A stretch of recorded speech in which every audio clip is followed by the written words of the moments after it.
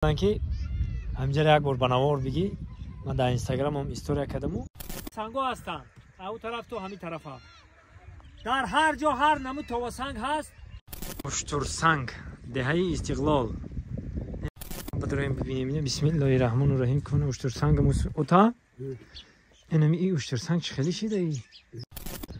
خب دوستان عزیز برادران غریب با همه شما ما شرکت محیدین توصیه میتونم برای گذاشتن گرانیتسا محرمدین رقمشون زنگ بزنین. البته گرانیتسا هم خوی کار و فعالیت رفته ایستاده. محرمت زنگ بزنین مشکلی شما را آسان میکنه. همین شرکت محیدین خدا نگاه کنید. سلام علیکم برادرای قدردان. بازم تاجیکستانی عزیزی ما. البته توسنگایی که شما میبینید این توسنگا در بین سمتوده و در بین سربند یعنی لیوکان همین نورک تا همین لیوکان بسیار همه توسنگا وجود دارند. چقدر که در چیل دختران است و در دیگر جا هست. هم خیلی دروزه یک هیچی نباشد 15 کیلومتر همه توسنگا هستند. او طرف تو همین طرف ها. در هر جا هر نمود توسنگ هست. من میخوام که توسنگ هایی که عجایبه برای شما پیشکش کنم شما تماشا کنید و حلاوت ببرین. این حال در توسنگ های زغیرتی حضور داریم. اینو ببینید تماشا کنید و حلاوت ببرین. سربلند باشید.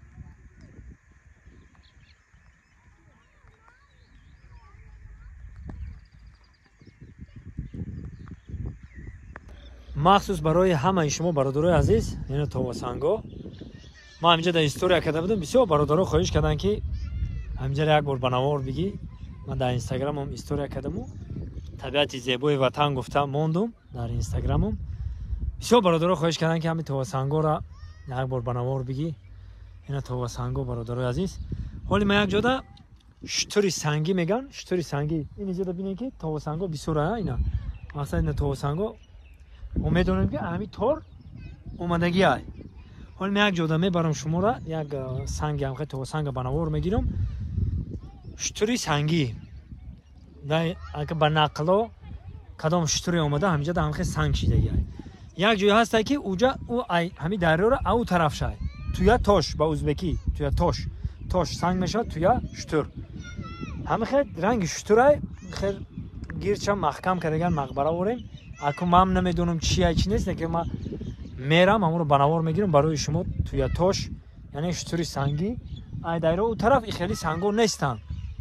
ای خیلی سنگو نیستن ای دایره او طرف همون سنگی که به مثل شترای خیلی اوجا رفتگی همیش همه دا که عجایبه برای میقه شتری سنگی میگن یعنی شتر رفته اونجا دا گیاه که سنگ شده باشه. یک جا میریم انا شتری سنگی رو ما برای شما بنوار میگیرم و شما تماشا کنید حلاوت برید. میریم یک جا نزد شتری سنگی یعنی توی تاش در اینجا که ازبک‌ها زندگی میکردن هم ازبک‌ها نموندگن توی تاش. این برادرها آخرش اینجا این هم توسنگایی که گفتم آخرش اینجا میایم. این پایان کلین‌آباد میشه و کلبند لیوکان تازیر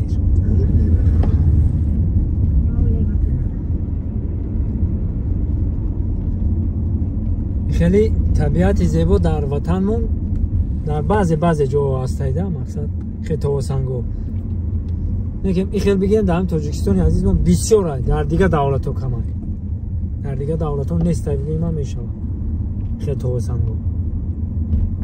انا دوستان عزیز اون توسنگوی که در پشت ما میبینید انا اونجا دا همون توسنگو ایدایی رو اون طرف هم انا این توسنگوی که در ایجا میبینید اینا ما بیا بنوار گرفته برام. اینا ایجا را توی تاش میگن توی یعنی شتر سنگ یعنی اینا شتر سنگ دهه استقلال این ایجا را به نوعی نموش استقلال بده. اینا وقت شدن همینجا در مصفت پدری ما مال وانی کرده میگشت میگه تورتاری نمی سنگ مال وانی کرده میگشتیم. این خیلی کردگن گرد نماشه اینا را بدریم ببینیم. بسم الله الرحمن الرحیم. کنه اشتر سنگ اوتا اینم این اشتر سنگ چه خیلی شده ای.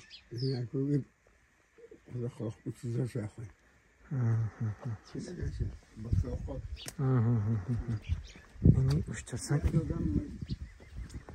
این دیگه پایکی آنها اشتر خوبه اینا اینا گیر بگیر محکمش کنه خیلی بسم الله الرحمن الرحیم که بربونش بوده اینجا رنگ اغراق بده اینا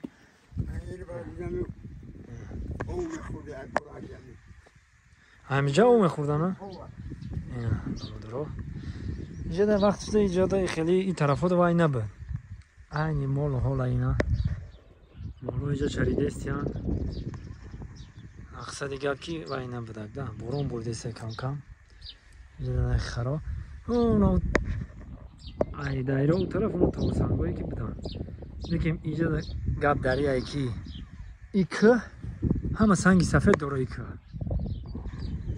ای که جو پیدا شده که اینمی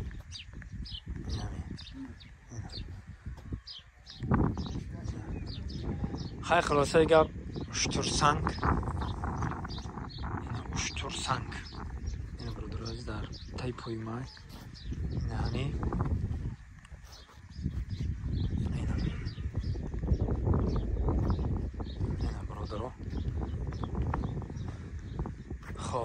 اشتباهی که شما دیده هستین گیر بگید محکم کردیم برادر عزیز نمی اشتر سنگا اینا نامش اشتر سنگ گیر چه محکم کردیم نمیدونم زیارت میکنن ممکن اگه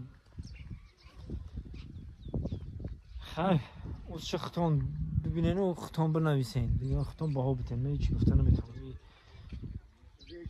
گفتیم هم خیلی بوده اینا هم وقت اینه اوتایمه میگه ما 10 ساله بچه بودم میگه یا مسعود 85 ساله میگه 10 ساله بچه بودم همینجا دم خیلی بود سال 50 سال سال 50 سال ده مرده بودم همینجا مال وانی میکردم اجاره پاییز اقرانده بعد تا دنقره را همینجا نه راه کردیم ما بچه‌اش بودم 9 سال 10 ساله بودم خب این همین خیلی بود خیلی گیرش محکم نبودم نه هوی بودن بالا برام بازی میکردیم اینا انا خیلی نسینده باش پدر جون نسینده بابا این من هیچ گفته نمیتونم خدا پروری خرمسنگ از کجا پیدا شد دیگه در بودم در حیرت نمونی اینجا دیگون خیلی دیگه سنگ نیست این کده سفید سنگ ها اینا این بالا دارم و سنگ های سفید های این باینده دایره های این دایره او طرف همش هم خیلی سنگ های در اینجا هم خیلی سنگ این هم خیلی سرخ پیدا شد دیگه زنده باشید سربلند باشید خداوند یارو مددگارتون در جای باشید نباشید زنده و سربلند و خاناباد باشید این طبیعت زیبای وطن ما خواستیم که یک بار برای شما در این روزهای بهار سال در پیش باید بادامی سبز سبز این بادامی کهی هست کهی این روزهای غورا کرده غوری خدا نگهبان